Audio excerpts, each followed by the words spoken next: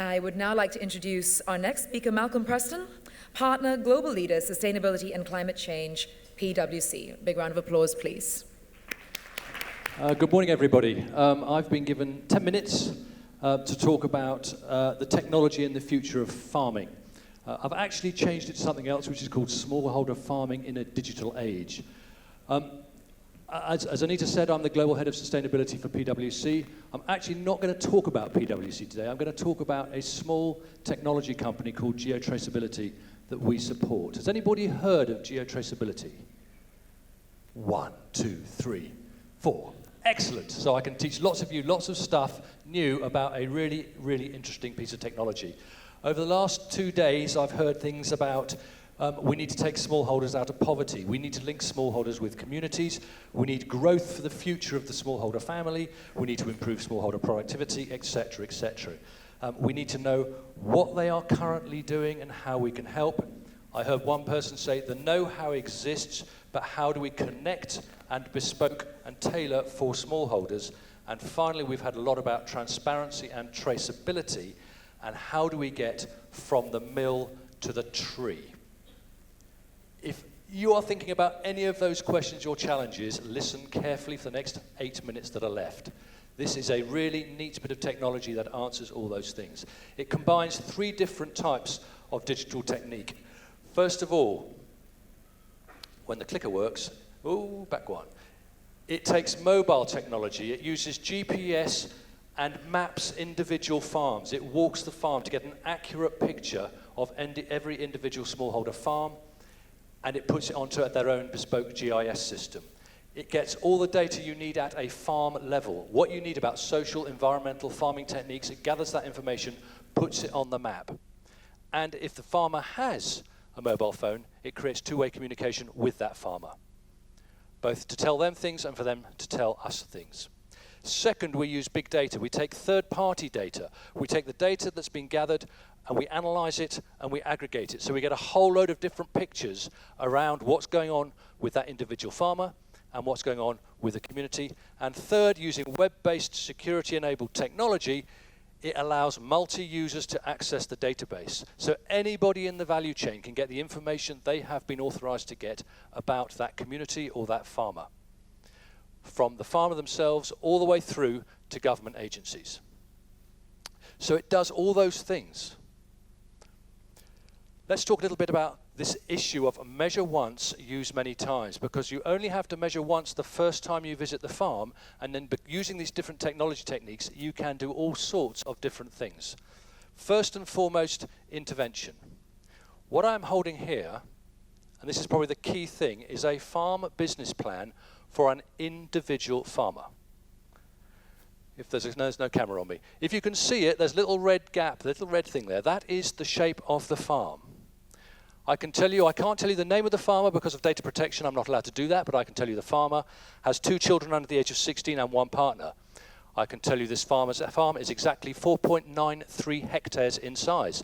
I can tell you when the trees were planted. I can tell you his pruning techniques. I can tell you what fertilizer he uses. I can tell you anything you want to know about that farm. And then matching that with what agronomists put into the system as to what are the ideal growing conditions for that farm, we can produce at the press of a button a business plan that tells a farmer over the next 5 years exactly what they should do in terms of the labor they need to put in terms of the inputs they need, whether it's herbicides, pesticides, pruning techniques, whatever it might be. And it costs it. So I have a cash flow going forward 5 years showing productivity improvement, improvement in yield, improvement in income and costs. So I get a cash flow and a profit and loss account going forward 5 years for an individual farmer down to a 1 or 2 hectare farm. Technology enabled. We don't believe anybody else is doing this. And then you can aggregate data. So you can take these for all the different smallholders. This is actually in Ghana. This is cocoa farmers in Ghana. You can take all these individual plans and aggregate them for a community to see what the cost of a program for an entire community would be. But you can also see a whole load of other things around where is every individual farm located around the area. And then you can start to do all sorts of other things. Like let's talk about disease and disease incidents. You can start to see where a disease might be breaking out and stop it before it hits the whole community. You can also plot onto here schools, hospitals, roads, so you can start to understand what infrastructure is needed to improve the lot of the smallholder farmers in any particular community anywhere in the world. Traceability. Every individual farmer gets their own barcode. They get a credit card with a barcode on it. So when their product is collected or when they deliver their product to a buying center, they deliver it with their barcode, so it is immediately traceable right back to the individual farm. We're trialing this in palm oil in Sabah, where in the buying stations we're looking at, they already have to produce an identity card. This can link straight to the identity card. No need to give them a barcode. So you can get the absolute information about the absolute farm as it's delivered to give you traceability from the tree all the way through the mill, all the way through the supply chain. Because you can go back and back and back, you can monitor. So you can see each year how things are changing. You can see whether you need to change things, whether you need to just carry on with the plan. So you can monitor what's going on, and that means you can do something which everybody wants, which is impact analysis. Because when you monitor it and you measure it, you can now see the impact of the interventions you're having, which means you open this up to access to finance from all sorts of different stakeholders. So, I've got about 2 minutes left. Let's talk about why I think this is so clever. First of all, it is independent. As I said, it's a software platform we are supporting. It sits between smallholders and other players, whether it's technology providers, whether it's farm extension service providers, whether it's project developers. But it is independent of any other organization. It is fully flexible. It can work with any commodity, it can work in any country, and it can take whatever the variables are that you want to measure. Puts them into the database so you get the attributes that you want in the system. Probably the most important point, it is entirely scalable because it's a technology solution.